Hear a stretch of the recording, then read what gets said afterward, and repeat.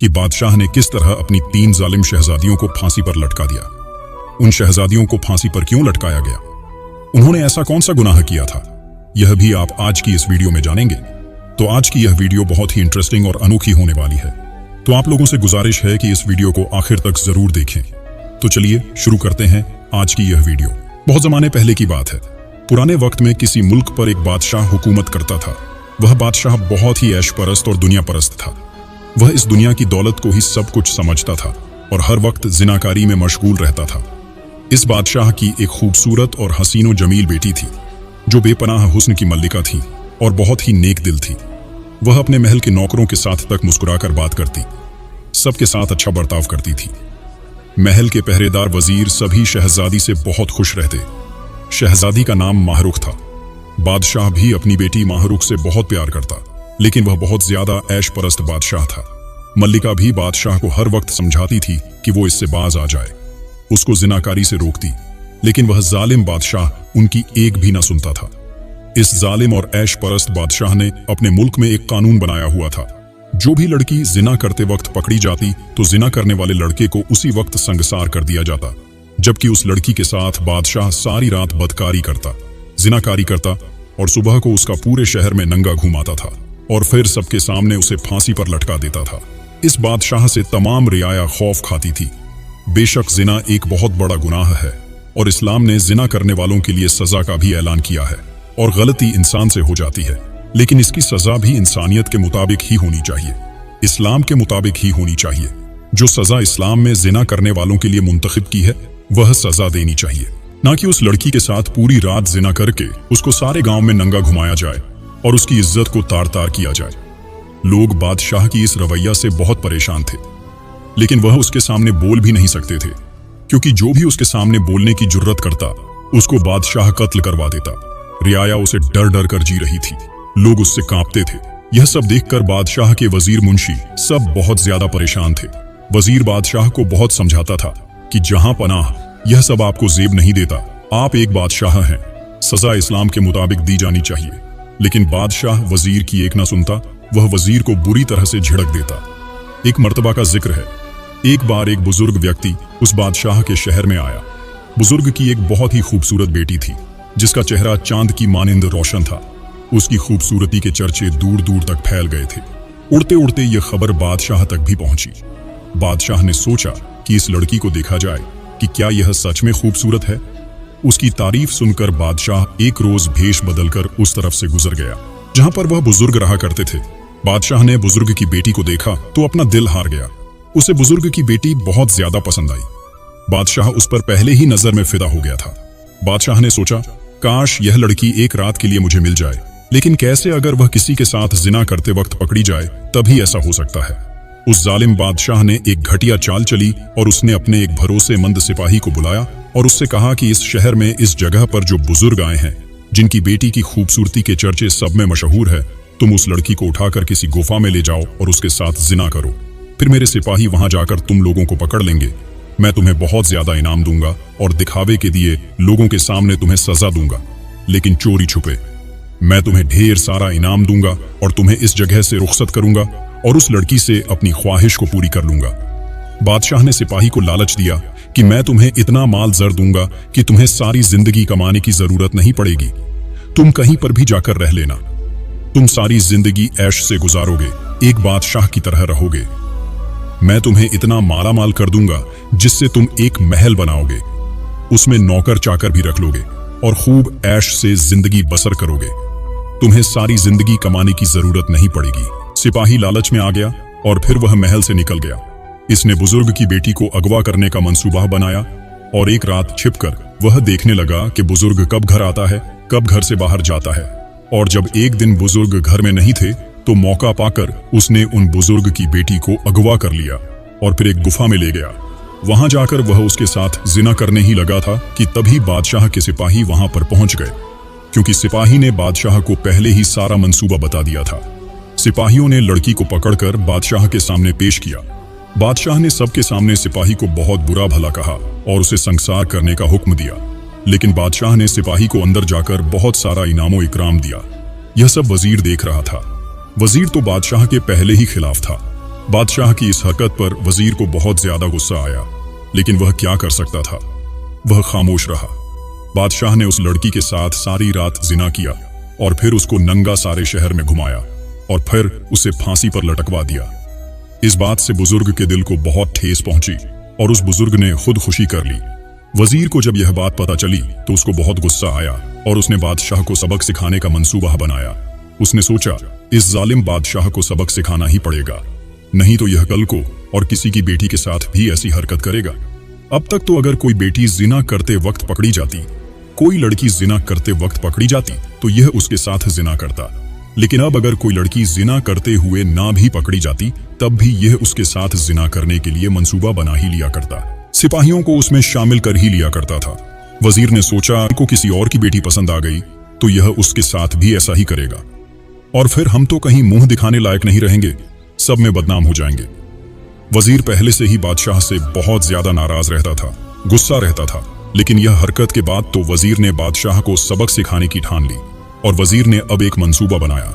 उसने सोचा कि मैं बादशाह की बेटी को अगवा करूंगा और जो इसने उन बुजुर्ग और उनकी बेटी के साथ किया है वही मैं इसके साथ करूंगा, फिर देखूंगा यह क्या करेगा।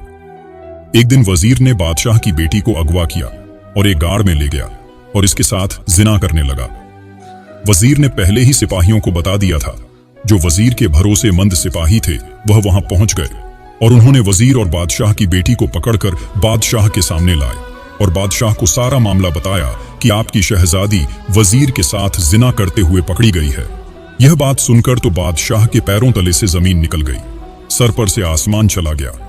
अब क्या करता, अपना कानून अपनी बेटी पर ही लागू करता और अगर ऐसा ना करता तो रियाया इसके खिलाफ हो जाती, इसकी सल्तनत में खतरे पैदा हो जाते कि अपनी बेटी के लिए और कानून और दूसरों की बेटी के लिए और कानून। बादशाह के सारे बदन की जान निकल रही थी। वह सोच सोच कर परेशान था कि अब मैं क्या करूं। अभी वह इसी सोच में गुम था कि वजीर और सिपाही महल में आ गए। वजीर ने एक जोरदार आवाज में बादशाह से कहा, अब तुम्हारी बेटी मेरे साथ जिना करते हुए पकड़ी गई है। मैं यहां सबके सामने कहता हूं, अब तुम मुझे संसार कर दो और अपनी बेटी के साथ सारी रात जिना करो और फिर उसे पूरे शहर में नंगा घुमाकर फांसी पर लटका दो और तुम्हें अपना यह कानून अपने ऊपर ही लागू करना होगा। तब तुम्हें पता चलेगा कि किसी की बहन बेटी की इज्जत के साथ खेलना कैसा होता है, किसी की इज्जत के साथ खिलवाड़ करना कैसा होता है। बादशाह के सारे बदन की जान निकल रही थी और वह सोच सोच कर परेशान था कि अब क्या करूंगा। वजीर ने फिर से कहा, तुम्हारा कानून तो सबके लिए बराबर है। अगर तुम ऐसा ना करोगे, अपनी बेटी के साथ जिना ना करोगे, इसको सारे शहर में नंगा ना घुमाओगे, फांसी न दोगे तो तुम्हें सल्तनत छोड़नी पड़ेगी, तुमसे यह सब कुछ छीन लिया जाएगा। यह सब सुनकर बादशाह बहुत परेशान हुआ। एक तरफ इसकी बेटी थी और एक तरफ बरसों की कमाई हुई दौलत तमाम रियाया महल में जमा हो रही थी। हर एक सोच रहा था कि अब क्या होगा, अब बादशाह क्या करेगा। बादशाह सोच रहा था कि अब क्या करूं, बेटी को बचाऊं या सल्तनत को बचाऊं। वहां खड़ा हर शख्स हैरान था कि आज क्या होने वाला है, लेकिन बादशाह बहुत ज्यादा ऐश परस्त और जालिम था, इसलिए इसने अपनी दौलत को तरजीह दी और अपनी बेटी के साथ जिना करने के लिए तैयार हो गया। अब जैसा उस वक्त लड़कियों को बादशाह के लिए तैयार किया जाता था, शहजादी को भी उसके लिए तैयार किया जाने लगा। शहजादी माहरुख झारो कतार रो रही थी।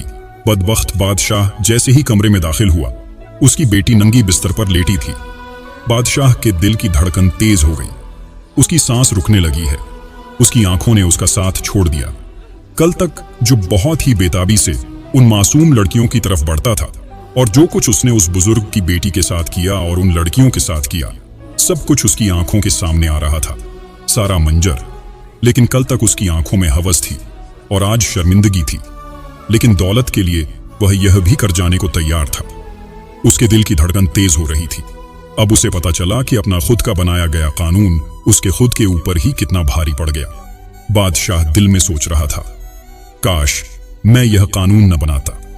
अगर मैं यह कानून उन मजबूर माँ बाप की बेटियों पर लागू न करता और मजबूर माँ बाप के ऊपर लागू न करता तो शायद आज मेरे साथ यह सब ना होता और मैं आज इस मुकाम से, इस मंजर से ना गुजर रहा होता। वह सोच रहा था कि अगर मैं अपनी बेटी के साथ जिना ना करूंगा तो मेरी सारी जिंदगी की मेहनत चली जाएगी, सारी दौलत चली जाएगी। वह शहजादी के करीब जा रहा था और सोच रहा था कि कल क्या होगा। वह बेटी जिसे मैंने इतने नाजों से पाला है, क्या वह भी सारे शहर में लोगों के सामने नंगी घुमाई जाएगी? क्या सारे शहर के लोग उसके साथ भी वही करेंगे जो आज तक बेटियों के साथ होता आया था? अब बादशाह के अंदर ताब ना रही। वह चलते चलते एक जगह पर गिर गया। शहजादी के करीब पहुंचकर जब वह नीचे गिरा तो वहीं पर ढेर हो गया। उसे उठाने की कोशिश की गई लेकिन वह ना उठ सका। शहजादी माहरुख बादशाह को इस हाल में देखकर चीख पड़ी। उसकी चीख सुनकर वजीर अंदर आया और बादशाह का एक पांव पड़कर उसे घसीटता हुआ बाहर ले गया और कहा, देखो, यह है उस जालिम बादशाह का अंजाम जो कल तक लोगों की बेटियों के साथ जिना करते हुए आया था, उनको शहर में नंगा घूमता हुआ आया था, और आज जब उसके ऊपर यह मंजर आया तो उसके साथ क्या हुआ। वजीर ने कहा, मैं मानता हूं मैंने इसकी बेटी के साथ जो भी किया वह गलत किया और मैं संसार होने के लिए तैयार हूं। मुझे इस बात का कोई भी अफसोस नहीं है। मैं सिर्फ इस बादशाह को बताना चाहता था कि जो कानून यह दूसरों पर लागू करता है, जो कानून उसने दूसरों के लिए बनाया है, जब खुद पर पड़ता है तो कितना भारी लगता है। मैं आप लोगों के सामने हूं। मैं मानता हूं मैंने शहजादी के साथ गलत किया, लेकिन इस बादशाह को सबक सिखाने के लिए यह सब कुछ करना जरूरी था। रियाया वजीर की बातों को सुनकर बहुत ज्यादा मुतासिर हुई। बादशाह ने इतने साल लड़कियों की इज्जत से खेला था और अब वजीर ने उसका जो अंजाम किया वह सही किया। सबने वजीर को मिलकर नया बादशाह बना दिया और उस बादशाह की बेटी जिसके साथ वजीर ने जिना किया था उससे बादशाह वजीर की शादी करवा दी गई और इस तरह वजीर नया बादशाह बना दिया गया। वजीर ने बादशाह बनते ही सबसे पहले उस जालिम बादशाह का बनाया हुआ गंदा कानून हटाया। उसके बाद रियाया की भलाई के लिए काम करने लगा।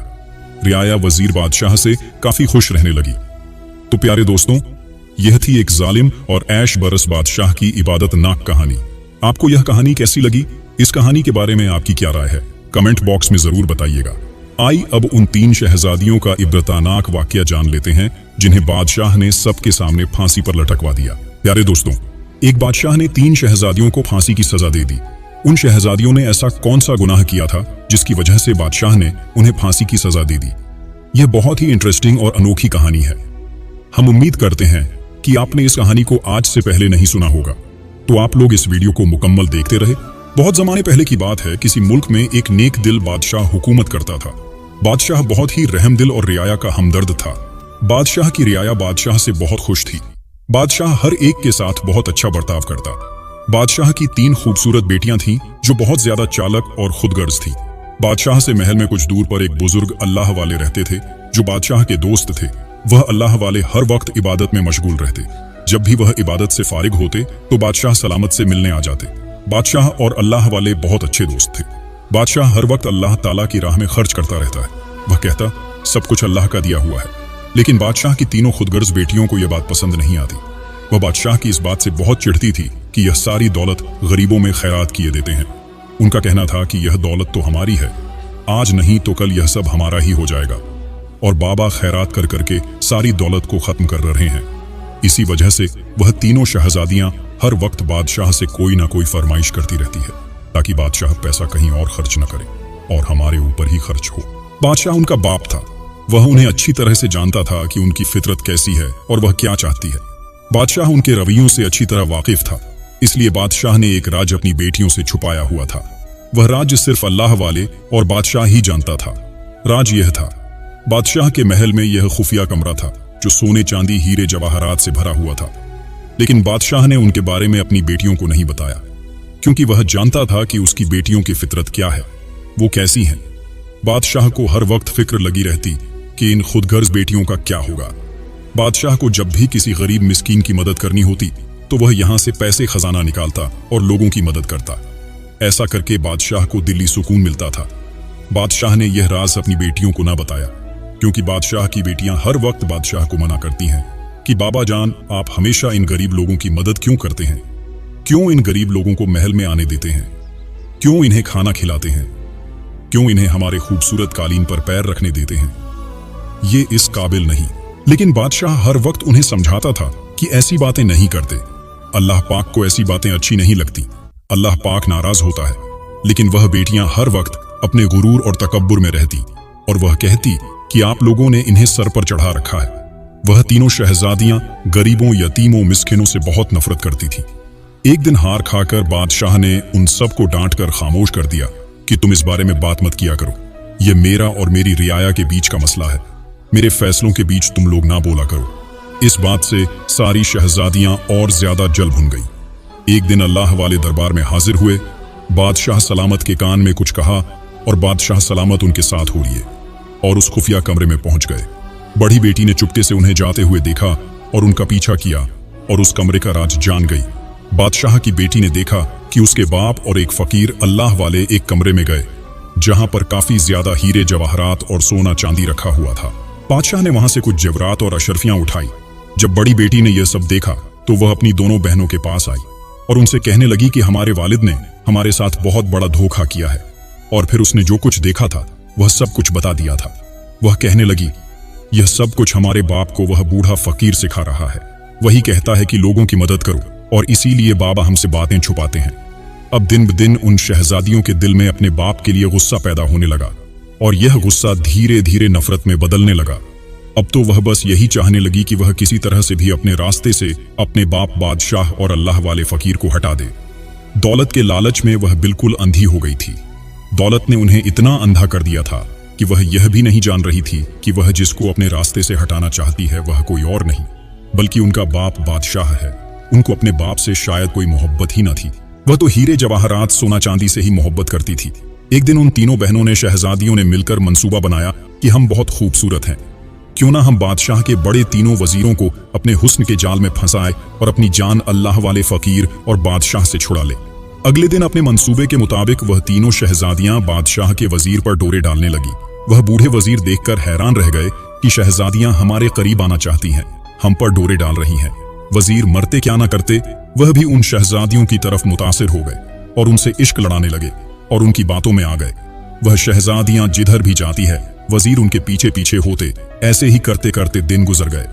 वजीर उनकी मोहब्बत में बुरी तरह गिरफ्तार हो चुके थे। अब उन बेटियों ने अपने बाप बादशाह को और उन फकीर अल्लाह वाले को अपने रास्ते से हटाने का प्लान बनाया। लालच और गरीबों से नफरत ने उन्हें इतना अंधा कर दिया था कि वह अपने बाप को ही खत्म करने को तुल बैठी थी, सिर्फ चंद पैसों की खातिर, दौलत की खातिर जो इस दुनिया में ही रह जानी है। बाप एक बहुत बड़ी दौलत है, वह सबसे कीमती है। उसके सामने सारी दुनिया की दौलत भी फीकी है। लेकिन यह उन दौलत की पुजारी शहजादियों को कौन समझाता। उन तीनों बहनों ने वजीरों से कहा कि हमारा बाप अल्लाह वाले के कहने पर सारी दौलत सारा खजाना गरीबों में लूट रहा है कि हम अब इसको रोकना चाहते हैं। हम सोचते हैं कि हम उस फकीर अल्लाह वाले और अपने बाप बादशाह को रास्ते से हटा दें ताकि हमारी दौलत हमारे पास ही रहे, गरीबों में न जाए। उन्होंने वजीर को चिकनी चुपड़ी बातें करके फंसा लिया कि जो आज हमारी दौलत है कल तुम्हारी भी होगी, क्योंकि हम तुमसे ही शादी करेंगे और यह हमारे बाप बादशाह के जीते जी तो मुमकिन नहीं होगा। वजीर भी उनकी बातों में आ गए और उन्हें समझाया, उन्हें दिलासा दिया कि तुम फिक्र मत करो, हम लोग कुछ ना कुछ कर लेंगे। अब वह तीनों वजीर एक जगह पर इकट्ठा हुए और मंसूबा बनाने लगे कि किस तरह बादशाह और फकीर अल्लाह वाले को अपने रास्ते से हटाए। एक वजीर ने कहा, अगर हम बादशाह और फकीर को रास्ते से हटा देंगे तो यह सल्तनत हमारी हो जाएगी और हम यहाँ पर हुकूमत करेंगे और हम इस मुल्क के 3 हिस्से करके अपना अलग अलग मुल्क बना लेंगे। और अगर यह बादशाह जिंदा रहेगा तो शहजादियों के साथ हमारी शादियां हरगिज ना होने देगा। इस तरह हमारी शादी खूबसूरत शहजादियों से भी हो जाएगी और हमें सल्तनत भी मिल जाएगी, हम लोग बादशाह भी बन जाएंगे। इस शैतानी ख्याल के आते ही उन तीनों वजीरों ने शहजादियों से मुलाकात की और उन्हें बताया कि जब अल्लाह वाले बुजुर्ग के साथ बादशाह खुफिया कमरे में जाएंगे तो हम कमरे का दरवाजा बंद कर देंगे और 3-4 दिन के अंदर ही बादशाह और अल्लाह वाले उस कमरे में तड़प तड़प कर मर जाएंगे। इस तरह हम लोगों की बादशाह और उस फकीर अल्लाह वाले से जान छूट जाएगी और फिर हम लोग मिलकर अपनी जिंदगी सुकून से गुजारेंगे। उसके बाद वह लोग इंतजार करने लगे कि कब फकीर अल्लाह वाले दरबार में आए और बादशाह उस कमरे में जाए और हम कमरा बंद कर दें। 1 दिन गुजरा, 2 दिन गुजरे, 3 दिन गुजरे, काफी वक्त का अरसा गुजर गया। फिर एक दिन वह फकीर अल्लाह वाले बादशाह के दरबार में हाजिर हुए। उन्होंने आकर बादशाह के कान में कुछ कहा। बादशाह उन्हें उन खुफिया कमरे में ले गया। वह तीनों वजीर बादशाह और उन वजीर का अल्लाह वाले पर नजर रखे हुए थे। जैसे ही बादशाह और बुजुर्ग उसकी खुफिया तहखाने में दाखिल हुए तो उन्होंने बाहर से दरवाजा बंद कर दिया। यह खुफिया तहखाना बादशाह ने जमीन के नीचे खुदवाया था। इसके बारे में किसी को भी इल्म नहीं था। वजीर बादशाह को बंद करके वहां से चले गए। अब 1 दिन का वक्त गुजर गया, 2 दिन का वक्त गुजर गया। आवाम बहुत परेशान हुई कि बादशाह कहां चले गए। बादशाह बहुत नेक दिल था और वह रियाया का हमदर्द था। रियाया भी उससे बहुत मोहब्बत करती थी। रियाया काफी ज्यादा परेशान थी कि आखिर बादशाह सलामत गए कहां और इधर बादशाह की तीनों बेटियां भी खूब आहों बका कर रही थीं। रो रही थीं कि हमारे बाप बादशाह कहाँ चले गए। बादशाह की रियाया ने बादशाह को तलाश करने की बहुत कोशिश की, लेकिन बादशाह कहीं ना मिल सका। इसी तरह 3 दिन गुजर गए, लेकिन बादशाह ना मिला। बादशाह और अल्लाह वाले उस तहखाने में भूख प्यास की वजह से इस दुनिया से इंतकाल कर गए थे। अब इधर जब बादशाह ना मिला तो लोग बहुत परेशान हुए।